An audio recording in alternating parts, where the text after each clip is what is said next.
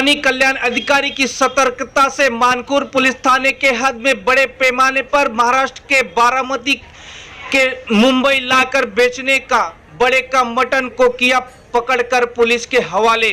मामले में के जांच में जुटी मानकुर पुलिस। देखिए खबरें आज भी के लिए मुंबई ब्यूरो रिपोर्ट।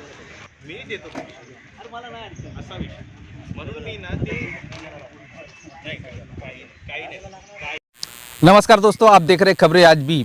आज देवनार में बड़े पैमाने पर जो पूरे गोवंडी में मांस का सप्लाई इनलीगल तरीके से, अवैध तरीके से चालू, उसी को लेकर हमारे साथ में प्राणी कल्याण अधिकारी हैं जो कल मानकुर पुलिस स्टेशन के हद में बड़े पैमाने पर बारामती से लाकर यहाँ पर माल सप्लाई का एक इन्फॉर्मेशन मिली थी और उन्होंने इस इन्फॉर्मेशन को देखते हुए उन्होंने गाड़ी पकड़ा है। उन्हीं से बात करते किस तरह से क्या माल और किस तरह से आज सबसे बड़ा एक मुद्दा है कि जो बीमारी चली हुई लाम्बी करके तो उसके चलते इनको इन्फॉर्मेशन थी और उसको इनलीगल तरीके से स्लाटर आउट किया गया था और वहीं पर माल पकड़ के मानकुर पुलिस स्टेशन में जमा किए थे। और उनसे बात करेंगे किस तरह से, किस आधार पे उनको ये जो इन्फॉर्मेशन मिली थी किस तरह से मिली थी। सर, किस तरह से इन्फॉर्मेशन मिली थी और आपने क्या क्या कार्रवाई किया है?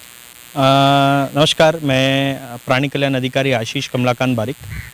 हमारे senior animal welfare officer Yatindra Jain ने कल दोपहर के समय हमें फ़ोन करके बताया कि देवनार स्लॉटर हाउस जो है वो लंपी स्किन डिजीज़ LSD के वजह से बंद करने के लिए नोटिफिकेशन आया है और एग्रीकल्चर डिपार्टमेंट ने एक नोटिफिकेशन इशू करके इसे बंद भी किया है और अभी हम देवनार में देख रहे हैं कि ये पूरी तरह से बंद है। परंतु मांस की खपत होने के कारण मुंबई में कुछ लोग अपने फिनेंशियल फ़ायदे के लिए जानवरों को अवैध तरीके से काटकर उसका मांस मुंबई में लाकर लोगों को on the pretext of buffalo meet कि ये भैंस का मांस है इस बेसिस पर बेच रहे हैं।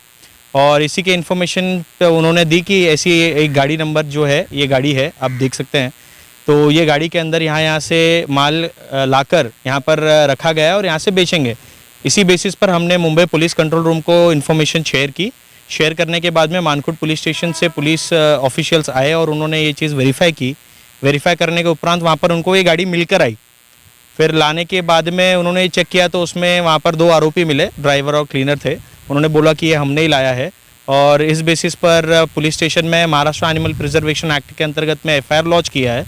लॉन्च करने के बाद में आज हम डंपिंग के लिए आए हैं तो उन्होंने कुछ पेपर्स भी वहाँ पर प्रोड्यूस किए थे, जैसे कि 10 परचेज रिसीट्स थे उनके पास में कि हमारे पास सिर्फ 10 जानवरों का मांस है और वो जो मांस था उसमें लाइफ स्टॉक डिपार्टमेंट बारामती यहाँ से उन्होंने ऐसा बताया कि हमने स्लॉटर किया है।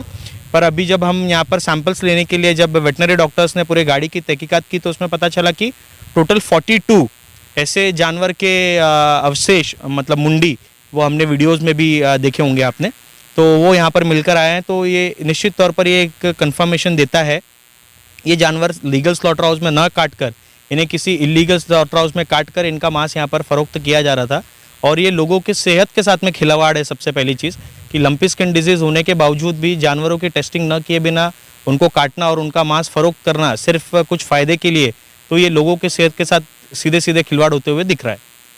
तो क्या लगता है किस तरह से मानकुर पुलिस स्टेशन कार्रवाई करेगी इसके ऊपर और क्या आगे की प्रक्रिया रहेगी?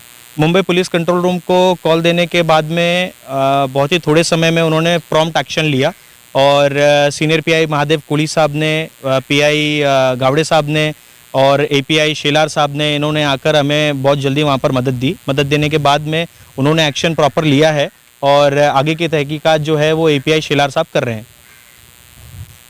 तो आगे की जो कार्रवाई है मानकुर पुलिस स्टेशन कर रहा है, लेकिन अब भी देखना पड़ेगा कि मानकुर पुलिस स्टेशन किस तरह से इसके ऊपर कार्रवाई करने में सक्षम रहती है। देश प्रदेश के लिए देखते रहिए खबरें आज भी।